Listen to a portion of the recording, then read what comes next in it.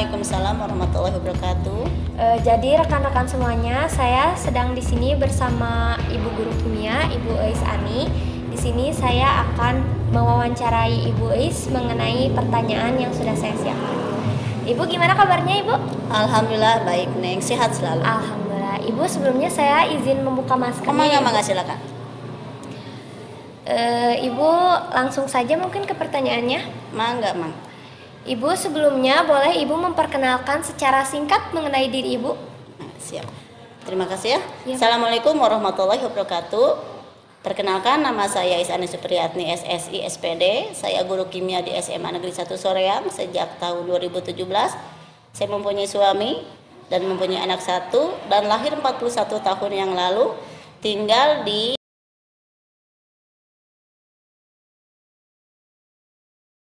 Kabupaten Bandung.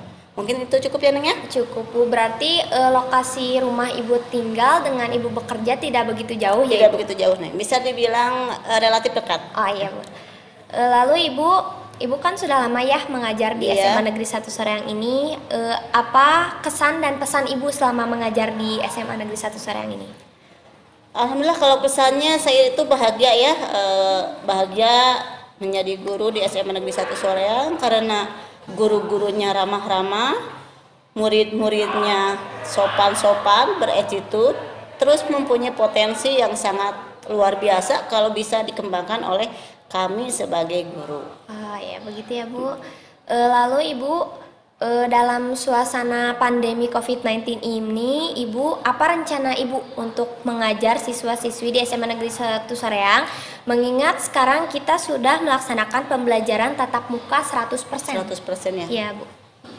Betul, karena kita sudah 3 minggu ya, 3 minggu PTMT 100%. Alhamdulillah untuk mapel kimia yang saya bawakan ya, Neng ya, lebih ke praktek ya, lebih ke praktikum, misalnya praktikum di sekolah atau di lab ataupun di kelasnya masing-masing. Jadi untuk mapel kimia saya tidak begitu tidak begitu memperjelas hitungan gitu ya, hitungan atau kimia hafalannya, tetapi masuknya ke kimia terapan atau ke praktikumnya biar anak-anak itu mempunyai pengalaman belajar yang sangat bagus melihat bukti dan fakta yang dihasilkan dari praktikum tersebut. Mungkin itu yang akan Ibu kembangkan untuk pertemuan-pertemuan selanjutnya. Iya, gitu, Bu. Jadi supaya pembelajaran juga tidak bosan ya, Bu. Ya, itu tidak bosan, tidak boring ya. Kalau ketemu dengan guru kimia kan kesannya gimana ya, Neng? Kesannya males gitu, hitungan semua, reaksi semua, pusing gitu. Tetapi dengan metode praktikum yang Ibu bawakan, insya Allah anak-anak akan termotivasi, animonya untuk belajar kimia juga bisa meningkat sangat luar biasa. Gitu, Neng. Ya. Lalu Ibu, apa yang membuat Ibu betah mengajar di SMA Negeri 1 Soreang ini? Untuk yang pertama kali mungkin dekat dengan rumah ya, karena Ibu itu di Parken ke sini 10 menit, jadi enak gitu ya, enjoy saja. 10 menit langsung tiba di sekolah, langsung ketemu dengan rekan-rekan guru, dengan anak-anak juga. Mungkin ada sesuatu yang hubungan yang dekat ya, karena kita Ibu putra daerah dari Soreang, mengajar juga di Soreang. Ya, jadi sangat bahagia sekali gitu bawaannya. Jadi gitu sudah ya. cocok gitu ya, Sudah cocok karena domisili di Soreang, mengajar pun atau bekerja pun di Soreang. Jadi kita kan sudah ada ikatan batin gitu. Ibu, terus apakah ada momen yang paling bermakna yang Ibu dapat selama berada di SMA 1 Soreang ini, Bu? Oke, momennya banyak ya, Neng ya. Banyak. Jadi momennya sangat banyak sekali. Contohnya bisa ketemu dengan kalian semua ya di ekskul LRC, terus misal ada juga ekskul GDS, ekskul KIR, IREMA ataupun ekskul-ekskul yang lainnya. Terutama Ibu itu paling momen yang sangat menyenangkan adalah ketika membimbing anak itu dalam menulis. Ya, jadi itu momen yang paling sangat berharga bagi Ibu. Jadi Ibu bisa membangkitkan motivasi atau potensi anak dalam menulis, gitu, Neng. Iya.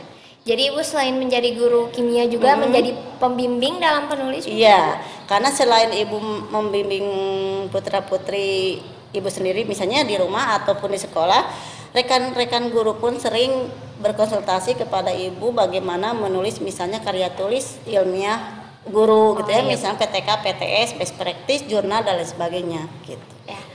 Ibu, berdasarkan berita yang saya dengar, Ibu telah menerbitkan buku yang berjudul Belajar Kimia Asik. Ibu sebagai guru kimia, bagaimana cara Ibu mengatur waktu antara menulis dan mengajar? Oh iya. Ya, kebetulan di sini ada ya bukunya ya. Ini buku Kimia Asik ya dengan kit 13 ya. Betul sekali. Saya sudah menerbitkan satu buku. Ini sebetulnya buku referensi untuk para guru ya, untuk para guru kimia kelas 10, 11, 12. Di mana di sini saya mengajak guru-guru kimia itu untuk membelajarkan siswanya dengan cara praktikum yang berbasis alat dan bahannya dari alam, dari lingkungan sekitar, mungkin dari lingkungan rumah anak-anak sendiri ataupun guru sendiri. Jadi ini bukan untuk langsung untuk siswa gitu. Jadi untuk guru dulu, terus nanti diajarkan oleh guru tersebut kepada siswanya. Dan untuk pengaturan waktu, betul sekali ya Nengnya, untuk pengaturan waktu ini harus bisa memanage waktu ya, karena sebagai guru itu sangat sibuk ya, kita dalam mengajar, mendidik, mengevaluasi murid-murid, terus untuk menulis juga agak kebingungan gitu ya. Hanya karena begini Neng, karena ibu itu hobi menulis dari dulu, hobi menulis, jadi untuk menulis itu suatu kewajiban. Kalau saya misalnya hari ini belum menulis apapun, jiwa itu tidak bahagia. Jadi setiap hari itu harus ada karya tulisan yang saya torehkan gitu ya, mau di kertas ataupun di laptop langsung atau di HP. Jadi kalau sudah merupakan kewajiban, alhamdulillah menulis itu tidak sulit membagi waktunya. Baik ya. Ibu. Ini bukunya sudah diterbitkan dan Iya. apakah sudah dipasarkan Ibu? Oh ya, ini diterbitkan oleh Balai Pustaka Jakarta ya. Ini Ibu mencetak 1000 eksemplar dan alhamdulillah dari 1 bulan itu sudah 500 eksemplar yang sudah terjual. Siapa pembelinya adalah guru kimia dari Sabang sampai Merauke. Itu dari Sumatera ada, dari Papua itu juga banyak. Jadi sudah 500 eksemplar yang terjual. Sudah Gitu. banyak juga ya Iya, Ibu? alhamdulillah. Ini karena ini sebelum saya membuat ini, guru-guru kimia itu sudah pada buatin buku dong gitu, buatin buku buat kami di daerah bagaimana membelajarkan siswanya dalam praktikum kimia. Jadi ini sudah dipesan, sebelum saya nulis sudah dipesan gitu. Ya baik Bu. Ibu selain buku Kimia Asyik, apakah Ibu menulis buku lain juga? Insya Allah ya Neng ya.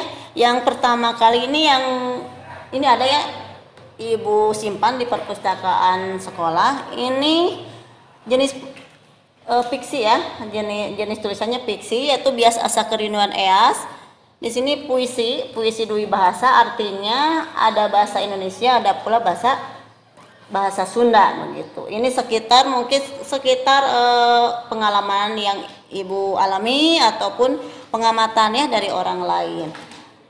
Dan satu lagi, ini buku antologi. Kebetulan Ibu itu adalah termasuk guru motivator literasi se-Indonesia.